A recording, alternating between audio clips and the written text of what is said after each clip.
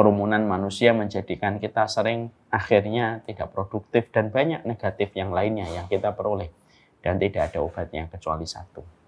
Kalau kamu ingin hatimu lapang, kalau kamu ingin hatimu bersih, kurang-kurangilah di dalam kamu melihat kehidupan orang lain, karena sesungguhnya terkadang setan menjadi penumpang gelap terhadap apa yang kamu lihat dan apa yang kamu akses dari kehidupan orang lain. Assalamualaikum warahmatullahi wabarakatuh. Alhamdulillah, tentunya kita senantiasa bersyukur kepada Allah atas setiap nikmat yang Allah berikan di dalam kehidupan kita. Sesungguhnya syukur itu cara kita mencintai kehidupan kita. Syukur itu menyehatkan hati dan jiwa kita. Karena sesungguhnya syukur itu melapangkan kehidupan kita. Kita tidak akan pernah mendapatkan kebahagiaan, tidak akan pernah mendapatkan ketenangan dan kelapangan sampai kita memberikan syukur kita. Bahwasanya tidak perlu bagi kita merasa ada yang salah dalam setiap pemberian yang Allah berikan kepada kita. Dan tidak perlu bagi kita merasa benci terhadap pemberian yang Allah berikan kepada orang lain dari orang yang kita kenal. Karena memang Allah tidak pernah salah ketika membagi sesuatu pada kehidupan manusia. Ada yang diberikan lebih dan itu adalah ujian. Ada yang diberikan sedikit itu pun adalah ujian. Dan kita tidak ada sikap terbaik menghadapi berbagai macam kenikmatan yang Allah berikan begitu beragam dan berbeda-beda pada kehidupan manusia, diri-diri kita dan di orang sekitar kita, kecuali kita hadapi dengan sikap syukur kita kepada Allah Subhanahu wa taala. Marilah kita menjadi hamba yang bersyukur, dan menjadi hamba yang bersyukur kepada Allah setidaknya ada 3 perkara yang harus kita berikan. 1, kita yakin bahwasanya pemberian Allah itu adalah pemberian yang terbaik. Dan itu sudah melalui perhitungan yang terbaik dan teristimewa. Tidak ada yang salah dalam setiap pemberian yang Allah berikan kepada kita dan kepada orang di sekitar kita. Yang kedua, jangan terlalu banyak melihat kehidupan orang lain dan jangan terlalu membandingkan kehidupan orang lain. Mari kita kurang-kurangi membaca status WhatsApp dan status kehidupan orang lain. Kita khawatir bahwasanya semakin kita membaca tentang statusnya orang lain, apa yang mereka sedang rasakan, apa yang mereka sedang hadapi, dan apa yang sedang mereka lakukan, itu bisa menjadikan nilai syukur di dalam hati kita itu rontok, menjadikan nilai syukur pada jiwa kita meranggas dan akhirnya berguguran ketika kita terlalu banyak menginput pamanan, terlalu banyak menginput sesuatu yang sebenarnya tidak perlu banyak kita lihat. Ingatlah apa yang pernah dikatakan oleh para ulama. Kalau kamu ingin hatimu lapang, kalau kamu ingin hatimu bersih, kurang-kurangilah di dalam kamu melihat kehidupan orang lain, karena sesungguhnya terkadang setan menjadi penumpang gelap terhadap apa yang kamu lihat dan apa yang kamu akses dari kehidupan orang lain. Yang ketiga, supaya mendidik hati kita senantiasa bersyukur kepada Allah Subhanahu wa taala, yaitu adalah dengan kita melihat betapa banyaknya orang yang belum mendapatkan keberuntungan sebagaimana yang telah kita dapatkan. Bisa jadi apa yang kita dapatkan merupakan impian bagi orang ketika melihat kita dari kejauhan. Bisa jadi apa yang sedang kita sesali, apa yang sedang kita keluhkan, itu menjadi impian panjang orang-orang yang melihat kita dari kejauhan. Inilah 3 perkara supaya memudahkan kita menjadi hamba yang senantiasa bersyukur kepada Allah. Karena kunci kehidupan bukan terletak pada kekayaan, bukan terletak kepada berapa gajimu, tetapi nilai kebahagiaan di dalam kehidupan terletak bagaimana kita mengolah setiap apapun yang kita peroleh menjadi bagian alasan untuk senantiasa bersyukur kepada Allah. Karena orang beriman, mereka yang tidak pernah kehabisan alasan untuk bersyukur kepada Allah. 1, yakin rezeki Allah itu tidak pernah salah hitung. 2, jangan banyak melihat kehidupan orang lain. Yang ketiga, menyadari betul di tengah kesendirian kita bisa jadi apa yang sedang kita keluhkan adalah impian bagi orang ketika melihat kita dari kejauhan. Semoga kita menjadi hamba yang bersyukur. Kepada seluruh para penuntut ilmu salihin dan salihat yang semoga Allah cintai dan semoga kita menjadi keluarga di antara keramaian umat. Tidak ada perjalanan terbaik kecuali adalah perjalanan kita menuju kepada Allah. Kita ketika menuju kepada Allah tentunya melewati setiap kepenatan dan pastinya kita merasakan setiap kelelahan dan pastinya kita juga berhadapan dengan setiap perjuangan. Tetapi sesungguhnya ketika kita berlari menuju kepada Allah dan kita terus membuat aktivitas supaya kita dapat dicintai oleh Allah, maka itu merupakan perkara yang akan membuahkan kepada kita keselamatan pada kehidupan di akhirat. Kalau kita senantiasa menuju kepada makhluk, maka sesungguhnya semakin lama kita berlari menuju kepada keramaian manusia, maka semakin menjadikan kita merasakan kelelahan dan pastinya kita merasakan keletihan dan tidak ada ujungnya. Perjalanan terbaik manusia itu adalah ketika dia berlari kepada Allah, karena sesungguhnya terkadang kita berkumpul pada keramaian manusia itu banyak penyakitnya dan tidak ada obatnya, kecuali adalah ketika kita berlari menuju kepada Allah. Berlari menuju kepada Allah tentunya adalah bagaimana kita bukan hanya sekedar berlari, bukan hanya sekedar kita membuat quotes-quotes yang indah yang kita taruh di status WhatsApp, bagaimana kita membuat tulisan tentang pentingnya Allah, tentang cintanya kita kepada Allah. Tapi lebih daripada itu, bagaimana merealisasikan bagaimana kita berlari menuju kepada Allah, yaitu adalah bagaimana kita menghadirkan setiap apa yang kita lakukan, setiap apa yang kita kerjakan, bisa menjadikan diri kita diridhai oleh Allah Subhanahu wa Ta'ala. Orang yang dicintai oleh manusia, pada dasarnya dia akan terus membutuhkan manusia dan harus siap dengan kekecewaan. Tapi orang yang mereka dicintai oleh Allah maka tidak membutuhkan makhluk siapapun di dalam kehidupan. Kalau dia betul-betul dengan usahanya, effortnya, ikhtiarnya, supaya dia dicintai oleh Allah, maka dia mendapatkan cintanya Allah, dan orang yang dicintai oleh Allah tidak membutuhkan makhluk. Dia menjadi orang yang betul-betul kuat berakar sebagaimana pohon yang berakar ke dalam tanah. Sehingga itulah perumpamaan bagi mereka yang telah menjadikan Allah menjadi tujuan di dalam kehidupan mereka. Allah menyampaikan di dalam surat Ibrahim, Alam tara kaifa daraballahu masalan kalimatan thayyibah kasajaratin thayyibah asluha sabitun wa far'uha fis sama. Apakah kamu tidak memperhatikan bagaimana kalimat thayyibah itu atau kalimat tauhid sebagaimana perumpamaan sebagaimana pohon yang berakar ke dalam tanah menghujam begitu kuatnya. Asluha sabitun, bahwasanya akarnya ada di dalam tanah, wa faruha fis sama, tetapi daun-daunnya menjulang ke atas langit. Itulah perumpamaan yang Allah berikan, bahwasanya siapapun mereka yang telah menetapkan Allah menjadi tujuan besar di dalam hidup mereka, maka sesungguhnya mereka sebagaimana pohon yang berakar kuat.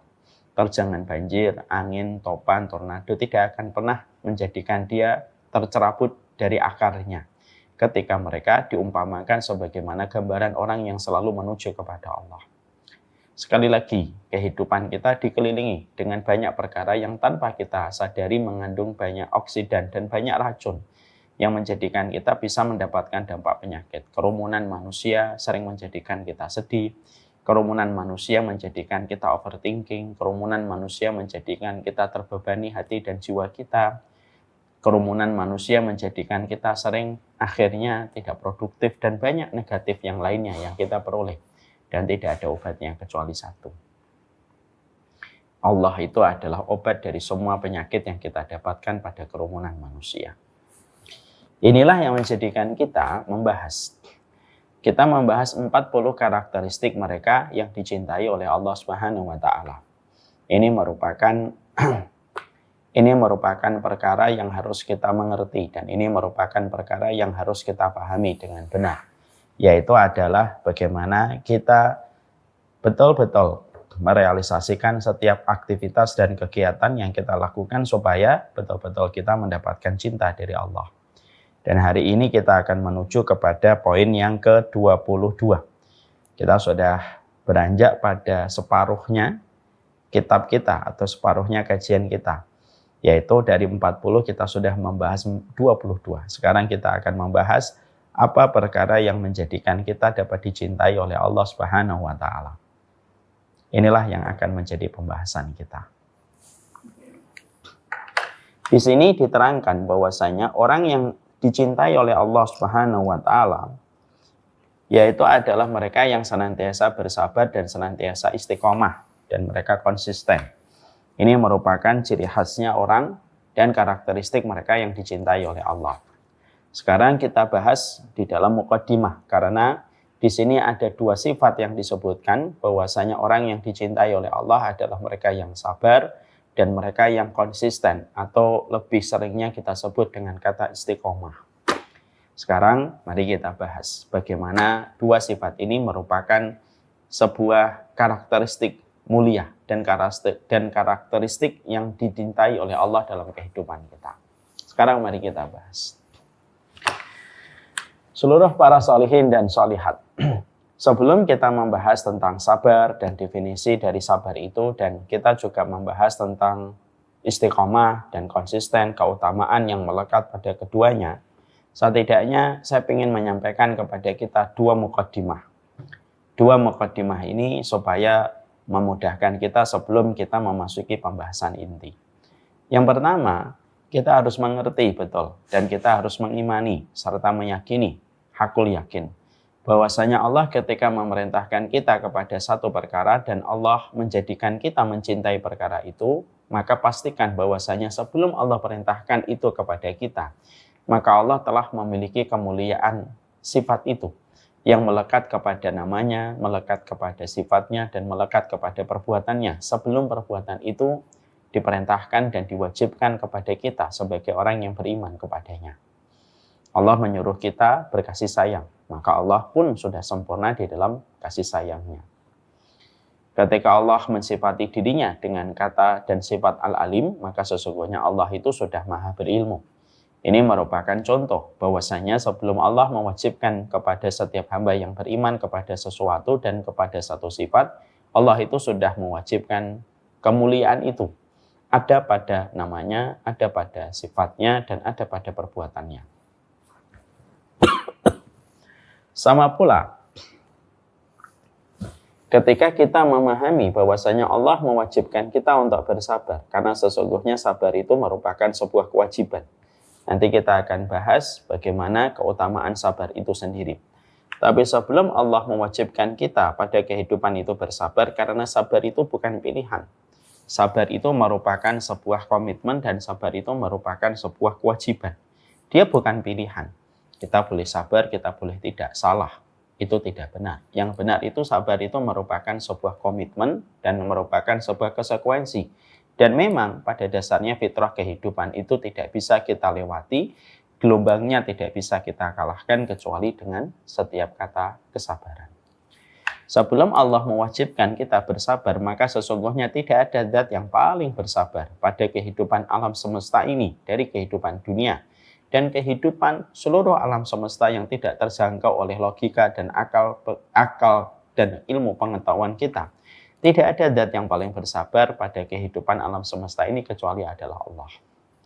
Mari kita dengarkan sebuah hadis yang sangat indah yang disampaikan oleh Nabi SAW. Laisa hunaka syai'un asbar ala adza minallah. Kamu tidak pernah jumpai dan tidak pernah kamu dapati satu zat yang paling bersabar di atas kehidupan alam semesta kecuali Allah.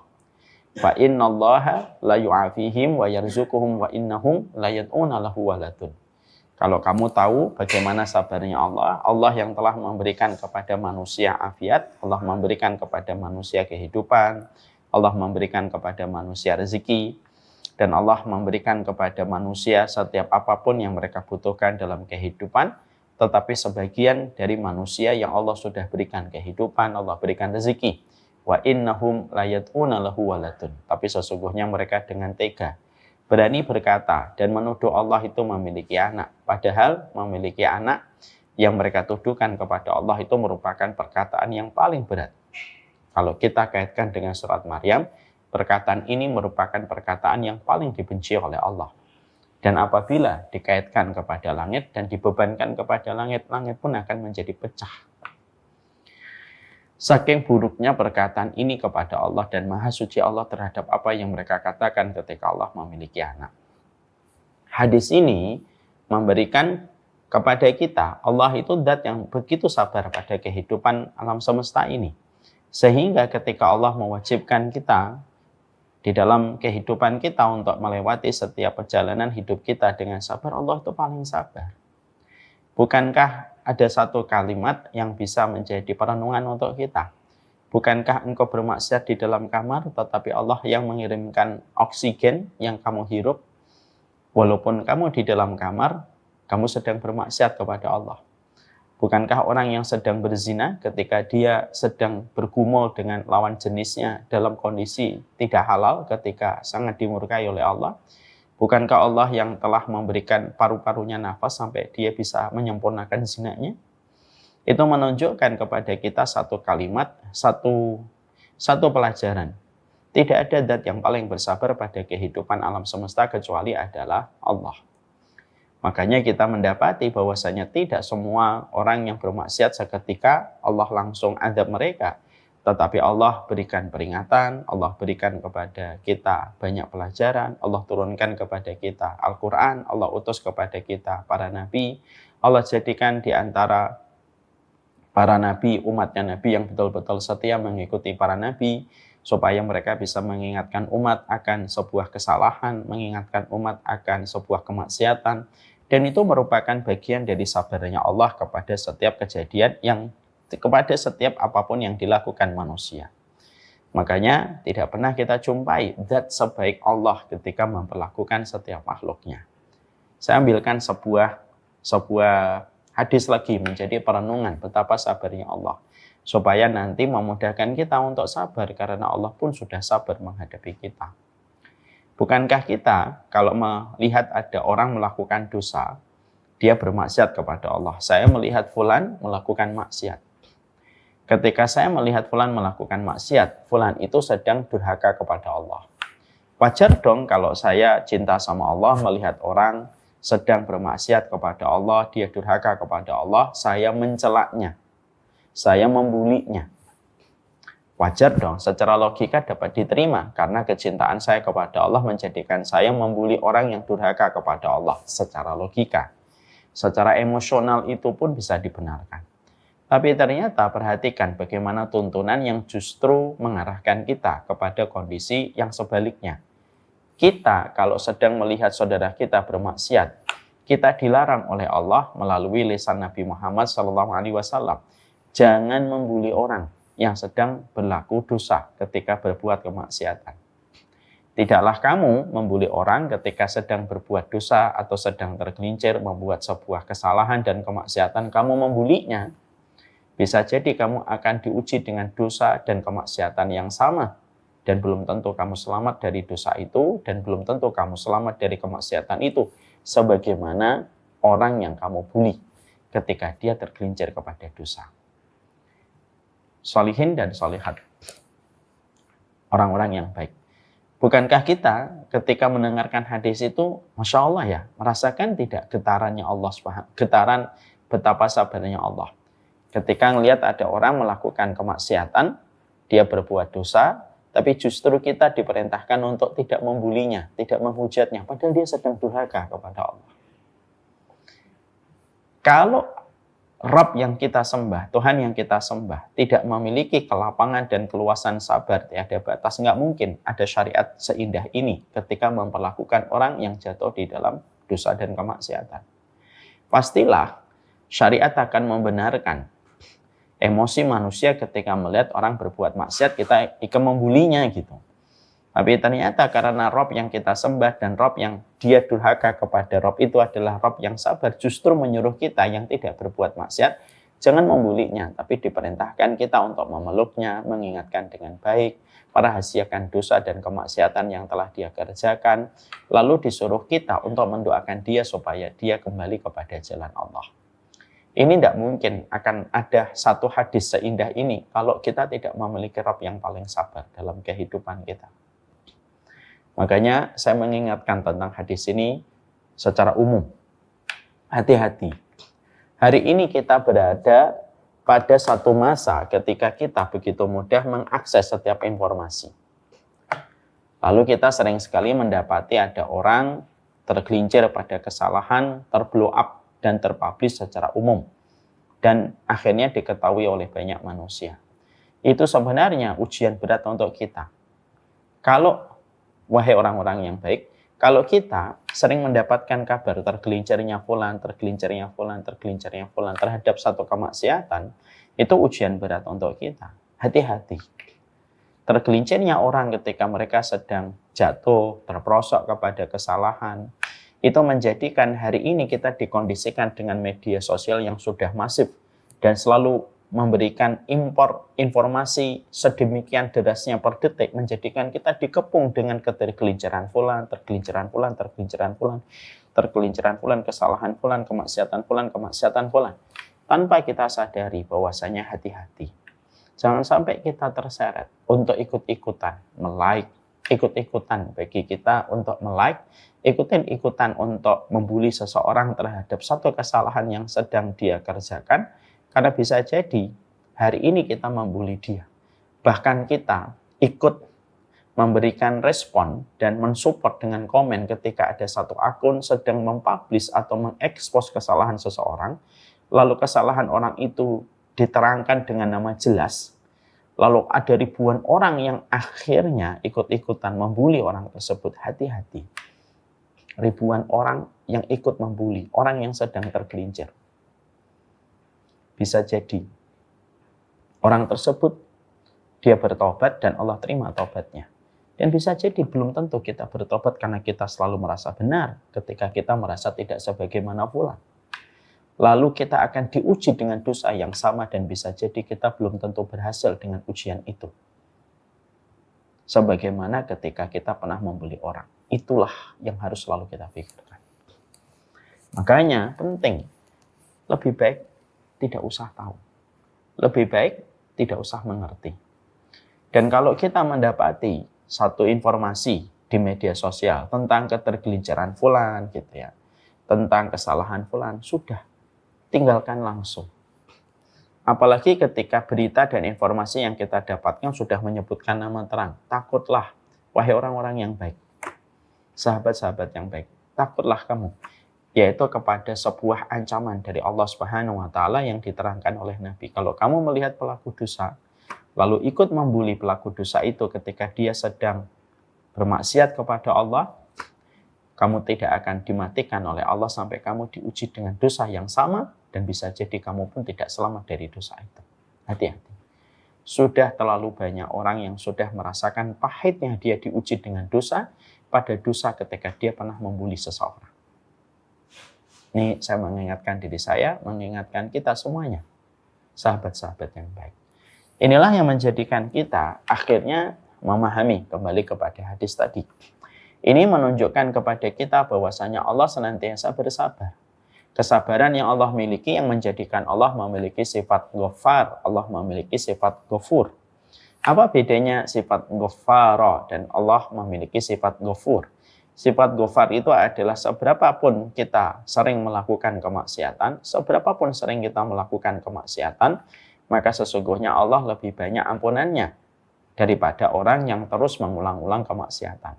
Itu sifat Ghaffarnya Allah. Sifat Ghafurnya Allah, seberapa kesalahan, sebesar apapun kesalahan kamu, maka sesungguhnya ampunan Allah lebih besar daripada kesalahan dan dosa yang kamu kerjakan. Itu sifat Ghafurnya Allah. Sifat Ghafarnya Allah, sifat Ghafurnya Allah, sifat Tawwabnya Allah ketika Allah menerima taubat, itu merupakan bagian dari konsekuensi sifat sabarnya Allah. Kalau Allah tidak sabar, Allah tidak akan memiliki sifat Ghafur, Allah tidak memiliki sifat Ghaffar, Allah tidak akan memiliki sifat Tawwab pada kehidupan manusia. Maka sesungguhnya itulah indahnya ketika kita beribadah kepada Allah. Banyak di antara orang-orang yang baik, mereka mengenal sifat Allah sebagai zat yang Rahman, sebagai zat yang Rahim, sebagai zat yang adil, sebagai zat yang maha memberi rezeki. Tapi sedikit sekali di antara kita yang memahami bahwasanya Allah itu memiliki kesempurnaan sifat sabar pada kehidupan manusia. Allah itu memiliki sifat kesabaran sempurna. Sifat itu sempurna pada namanya, sempurna pada zatnya, sempurna pada perbuatannya, dan sempurna pada setiap ketentuannya. Makanya Allah senantiasa memberikan kepada kita konsekuensi dari sifat sabarnya Allah, selalu memberikan kesempatan kepada manusia untuk bertobat. Kalaupun dia mengulangi kembali, Allah sabar menunggu dia bertobat. Kalau dia akhirnya bertobat, berbuat salah kembali, Allah pun bersabar menunggu dia untuk bertobat kembali. Dan itu tidak lepas dari sempurnanya sifat sabarnya Allah. Makanya kita mendapati ada sebuah hadis dalam riwayat Muslim yang menjadi perenungan kita. Tapi mohon maaf, jangan sampai kita menggunakan hadis ini untuk menjadi pembenar kita melakukan kemaksiatan. Hati-hati ya. Sekarang kita ini harus hati-hati terhadap satu materi yang membuat kita terlalu berharap, tetapi kita lupa dengan adabnya Allah, dan kita menjadikan diri kita terlalu mengharap, tetapi kita senantiasa ketakutan kepada adab, tetapi kita lupa kepada rahmatnya Allah. Artinya hadis ini kita harus mengerti dengan proporsional. Ada satu hadis yang menggambarkan betapa besarnya Allah itu selalu menunggu orang yang bermaksiat. Dalam hadis riwayat Muslim. Dalam satu riwayat Muslim diterangkan, ada seorang hamba, dia bermaksiat dan berbuat dosa. Lalu hamba itu bertaubat dan dia kembali kepada Allah. Seketika Allah berfirman di atas arsy-Nya, hambaku ini bermaksiat, lalu dia bertobat karena dia mengimani aku adalah zat yang senantiasa memberikan tobat kepada hamba yang menyesali perbuatan dosanya. Maka aku ampuni dosanya. Lalu hamba itu berdosa kembali, bertobat kembali. Allah berfirman kembali di atas arsy-Nya, hambaku ini berdosa bertobat kembali karena dia mengimani aku adalah zat yang memberi tobat. Aku berikan tobat kembali. Lalu dia berbuat dosa kembali, bertobat kembali. Lalu Allah berfirman kembali di atas arsy-Nya, hambaku ini adalah makhluk yang dia berdosa, bertobat karena dia mengimani aku adalah zat yang memberikan kepadanya tobat. Aku berikan kepadanya ampunan. Lalu berdosa kembali.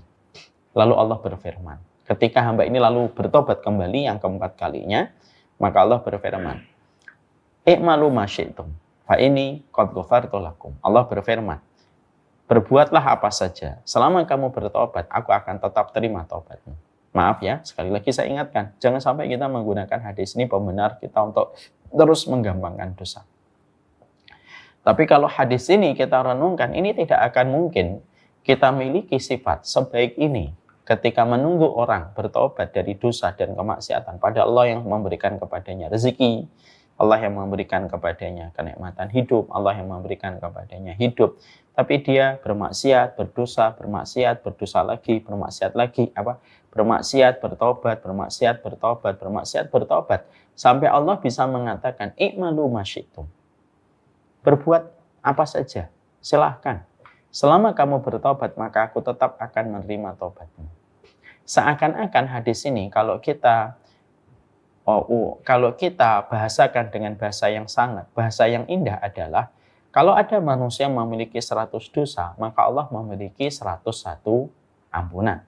Kalau manusia memiliki 100.000 kemaksiatan, maka Allah memiliki 100.001 ampunan. Kalau manusia memiliki 1 miliar dosa, maka Allah memiliki 1 miliar 1 ampunan. Dan itu menunjukkan ampunan Allah yang sedemikian besarnya, lebih besar daripada dosanya manusia. Dan lebih sering ampunan Allah dibandingkan kemaksiatan yang sering diulang, itu menjadikan kita sekali lagi paham, itu betul-betul tidak akan lahir. Sifat semulia itu yang melekat pada namanya, pada sifatnya, kecuali hanya kepada Allah, zat yang telah menetapkan kesabaran kepada dirinya sebelum Allah mewajibkan kepada kita untuk senantiasa bersabar. Ya. Makanya itulah yang menjadikan kita harus mengerti. Jadi jangan sampai nanti ada orang yang mereka memiliki prasangka buruk seudon sama Allah. Allah suruh aku sabar. Allah aja nggak sabar. Loh, Allah sabar sama kamu. Allah sabar sama kamu. Bahkan kamu dipenuhi kebutuhannya walaupun kita tidak minta. Orang-orang yang baik, kita sadar nggak? Kita ini mendapatkan apa yang kita dapatkan dalam kehidupan kita walaupun kita tidak minta. Semua yang kita dapatkan dalam kehidupan itu tidak semuanya menunggu kita meminta. Banyak sekali kebutuhan-kebutuhan kita tiap menitnya yang kita peroleh tanpa kita minta. Karena kalau kita mendapatkan kebaikan harus meminta dulu sama Allah, tentunya kita akan berantakan hidupnya karena tiap malam kita harus checklist apa yang kita minta kepada Allah sebelum hari berganti dengan hari berikutnya. Tapi lihat, hidup tetap berjalan baik walaupun kita tidak meminta. Kita tidak meminta jantung berapa kali memompa darah. Kita tidak pernah meminta ginjal bagaimana dia menyaring apa yang ada di dalam darah. Kita tidak meminta pankreas, tidak meminta kepada usus besar, tidak pernah meminta kepada paru-paru, bagaimana cara kerja mereka. Dan kita tidak pernah meminta udara, bagaimana dia harus mendatangi kita, matahari harus menghangatkan kita. Kita tidak pernah minta. Tapi saking baiknya Allah kepada kita, walaupun kita tidak meminta, Allah pun memberikan kepada kita. Walaupun terkadang kita pun masih menggunakan itu untuk bermaksiat kepada Allah. Na'udzubillah min dzalik. Itu menjelaskan kepada kita, Allah itu zat yang maha baik. Makanya Allah itu apa? Allah itu sempurna dan mulia. Namanya sempurna, sifatnya sempurna, perbuatannya sempurna, ketetapannya pun sempurna. Dan salah satu di antara sifat yang Allah miliki, yaitu adalah Allah itu zat yang sangat penyabar. Tidak ada zat yang paling penyabar kecuali adalah Allah. Dan siapa yang bersabar pada kehidupan makhluknya, yaitu kehidupan para nabi, terutama dan terkhusus kepada para nabi ulul azmi, yang mereka diberikan keteguhan, kekuatan untuk menghadapi ujian berat di dalam perjalanan mereka untuk mengemban risalah kenabian ketika menyampaikan kepada banyak manusia untuk beribadah kepada Allah. Makanya ulul azmi termasuk role model di dalam kesabaran. Fasbir kama sabara ulul azmi minar rusul. Sabarlah kamu sebagaimana sabarnya para nabi ulul azmi dalam kehidupan mereka. Karena sesungguhnya tidak ada yang paling bersabar kecuali orang yang paling mengenal Allah. Dan orang yang paling mengenal Allah itu di antara seluruh kehidupan manusia dari awal sampai akhir ada 5. Nabi Nuh, Nabi Musa, Nabi Ibrahim, Nabi Isa, dan Nabi Muhammad Sallallahu Alaihi Wasallam. Ini mukadimah yang pertama. Mukadimah yang kedua, kenapa kehidupan kita harus senantiasa bersabar? Ini kan harus dijawab dulu. Maka sesungguhnya sabar itu tidak hanya berbicara tentang pahala, tidak hanya berbicara tentang ketaatan. Tapi yang harus kita mengerti, kenapa pada konteks kehidupan di dunia kita memang harus bersabar. Yang pertama, karena fitrah kehidupan itu tidak bisa untuk kita lewati algoritmanya, codingnya, atau bahasanya. Kehidupan itu tidak bisa kita lewati kecuali harus sabar. Orang yang tidak beriman aja harus sabar. Sabar ketika pengen punya anak, mereka harus mengandung, merasakan mual, merasakan morning sick ketika awal-awal dia mengandung, sampai akhirnya 9 bulan dia baru melahirkan. Itu pun dengan risiko yang berat, yaitu dengan seluruh kekuatan yang dia miliki ketika melahirkan. Kalaulah orang yang tidak beriman pun harus melewati kehidupan ini dengan kesabaran. Berpindah dari satu tempat kepada tempat yang lain harus membutuhkan waktu, walaupun dia kaya raya. Kalaulah orang yang tidak beriman saja, mereka pun harus memberikan kesabaran pada perjalanan hidup. Maka sesungguhnya orang yang beriman itu lebih layak untuk memahami kenapa pada kehidupan dunia itu memang butuh sabar. Orang tidak beriman aja harus sabar kok hidup di dunia. Apakah orang beriman tidak saling mencela? Apakah orang tidak beriman tidak saling membenci? Apakah orang beriman tidak saling bertengkar? Mereka pun melewati sama dengan apa yang dilewati oleh kaum muslimin. Kalau mereka saja harus melewati betapa beratnya kehidupan ketika mereka menjadi orang yang melewati kehidupan dengan sabar, loh apalagi orang beriman. Orang beriman itu paham fitrah kehidupan itu tidak bisa kecuali dengan kesabaran. Allah mampu nggak menciptakan kita tanpa kita memiliki hati yang cemburu? Mampu, tapi kenapa dijadikan hati kita cemburu? Supaya kita mampu memberikan versi terbaik kita, mengelola kecemburuan kita dengan cara yang Allah ridhai dan mendapatkan pahala. Dan kita sabar atas apa yang kita rasakan. Allah mampu nggak menjadikan kita kalau ingin memiliki anak, istri kita tidak usah mengandung selama 9 bulan. Mampu. Mau nanti di surga setiap perempuan yang ingin punya anak, dia tidak merasakan sakit. Dan seketika dia ingin punya anak, seketika anaknya lahir. Tapi kenapa kehidupan di dunia itu harus melewati kandungan selama 9 bulan dengan proses yang super ekstra harus dilewati gitu. Ya supaya akan tersingkap siapa di antara orang-orang itu yang nanti bersabar. Allah mampu nggak menjadikan kehidupan kita di dunia ini tanpa kita kencing, tanpa buang air besar, tanpa penyakit? Mampu. Di surga itu nggak ada penyakit. Mampu nggak menjadikan kita nanti di surga tidak ada penyakit? Mampu. Kecil itu bagi Allah. Tapi Kenapa Allah jadikan di dunia kita ada penyakit, ada kencing, ada BAB, kotoran besar gitu. Ya supaya kita sabar ketika kita mengeluarkan kencing, mengeluarkan kotoran, kita bersabar dan melewatinya itu supaya kita bisa mendapatkan salah satu keutamaan, yaitu adalah sabar. Makanya sampai kita mendapatkan, kenapa Allah ciptakan alam semesta ini 6 hari, 6 masa, fi sittati ayyamin summa stawa 'alal arsy. Yaitu adalah bagaimana Allah menciptakan alam semesta ini dalam kondisi 6 masa. Kemudian Allah bersemayam di atas arsy-Nya. Kenapa Allah ciptakan alam semesta ini 6 masa? Padahal Allah mudah untuk menciptakan alam semesta ini, kun fayakun. Jadi maka terjadilah. Tapi kenapa Allah jadikan ini Allah jadikan alam semesta ini 6 masa? Karena sesungguhnya, kata Imam Ibnu Katsir, Allah menciptakan alam semesta 6 masa. Karena Allah ingin memberikan pelajaran dan memberikan sebuah pesan kepada setiap hamba yang beriman. Bahwasanya Allah ingin mengajarkan kesabaran sebagaimana Allah menciptakan alam semesta 6 masa, walaupun Allah mampu menciptakan alam semesta kun fayakun, maka jadi dan terjadilah. Inilah yang menjadikan kita paham. Yang pertama, kenapa ada kesabaran pada kehidupan kita? Ada kesabaran pada kehidupan kita, karena pada dasarnya fitrah kehidupan itu tidak bisa kita lewati kecuali adalah dengan kesabaran. Menanam benih harus sabar nunggu 4 bulan sampai kita mendapatkan hasilnya ketika kita petik pada musim panen. Itu pun kalau kita berhasil musim panen. Kadang-kadang diuji dengan hama, diuji dengan cuaca, diuji dengan hujan dan banjir yang menjadikan kita gagal panen. Itu pun ada ujiannya. Setiap kehidupan kita tidak bisa kita lewati kecuali dengan mata uang bernama kesabaran. Makanya pada kehidupan kita ada 4 perkara yang tidak kita suka. Mau tidak mau 4 perkara ini pasti kita akan hadapi. Mau tidak mau 4 perkara ini pasti kita akan cicipi pada perjalanan kita. Apa 4 perkara ini? Yaitu 4 perkara yang tidak disukai oleh jiwa kita itu adalah ada namanya kesulitan. Yang kedua ada namanya kesedihan. Yang ketiga ada namanya perpisahan. Yang keempat ada namanya rasa sakit. 4 perkara ini nggak kita suka. Jiwa kita nggak suka kesulitan. Jiwa kita tidak suka kesedihan. Jiwa kita tidak suka perpisahan. Dan jiwa kita juga tidak suka rasa sakit. Tapi 4 perkara ini tidak pernah lepas. Sebagaimana benda dengan bayangannya tidak akan pernah lepas.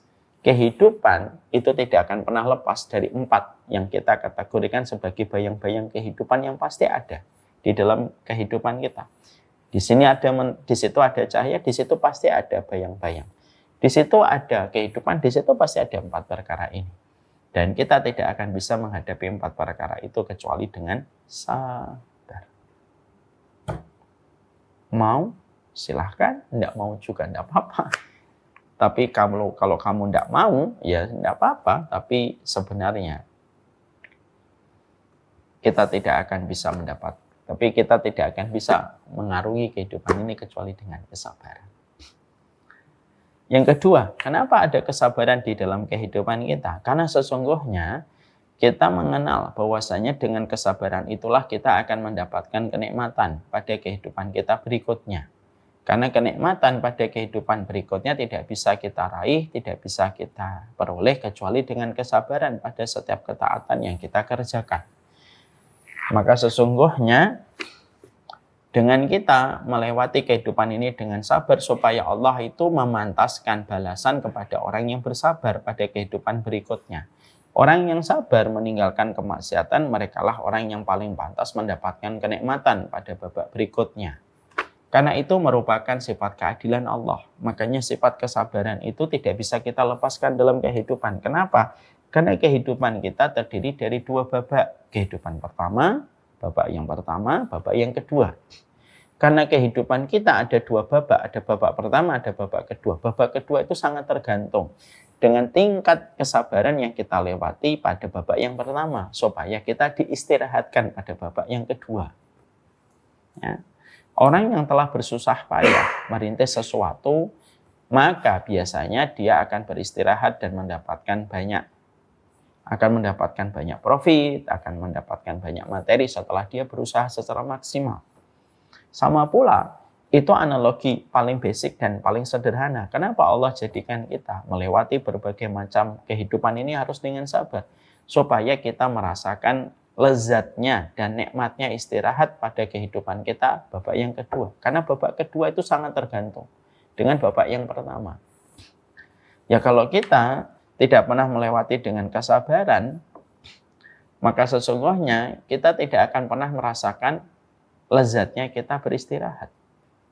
Orang yang lama berdiri, maka dia akan merasakan nikmatnya duduk. Orang yang telah lama melakukan perjalanan panjang, maka dia merasakan beratnya rasa rindu untuk pulang ke rumah. Itu sifat fitrah. Allah menjadikan kita untuk bersabar pada kehidupan kita, supaya kita merasakan masa istirahat ketika kita telah selesai pada waktu kita nanti dipanggil oleh Allah. Memang harus lelah hidup itu. Dan ini kata-kata yang sederhana tapi berat sekali pengamalannya. Hidup itu memang harus lelah. Hidup itu memang letih untuk terus menuju kepada Allah. Kenapa? Supaya ketika saatnya dipanggil pulang, kita merasakan istirahat. Kita merasakan istirahat. Ya. Saya sering memberikan contoh yang sering saya ulang-ulang. Orang kalau lama berdiri di KRL, kereta api gitu, maka dia melihat orang yang duduk itu rasanya nikmat sekali. Kenapa? Karena dia lelah berdiri. Perumpamaan orang yang berdiri di kereta itu perumpamaan orang yang taat. Dia harus sabar dalam segala sesuatu, menahan diri dari riba, menahan diri dari maksiat, menahan diri dari godaan, mengejar kepuasan yang tidak ada kata hentinya, menahan hawa nafsunya. Itu kan semuanya lelah. Dan itu manajemennya adalah manajemen super dengan manajemen kesabaran. Manajemen kesabaran itu. Manajemennya harus manajemen kesabaran. Maka orang-orang semacam itu akan merasakan istirahat ketika saat jatahnya pulang. Maka ketika dia pulang, maka dia merasakan istirahat. Saya kalau umroh, saya merasakan kalau umroh itu lelah, letih. Karena kita terus beribadah kepada Allah, berkhidmah kepada para jamaah, memberikan yang terbaik, memberikan ilmu, memberikan bimbingan, memberikan kehangatan dalam perjalanan ibadah itu. Masya Allah.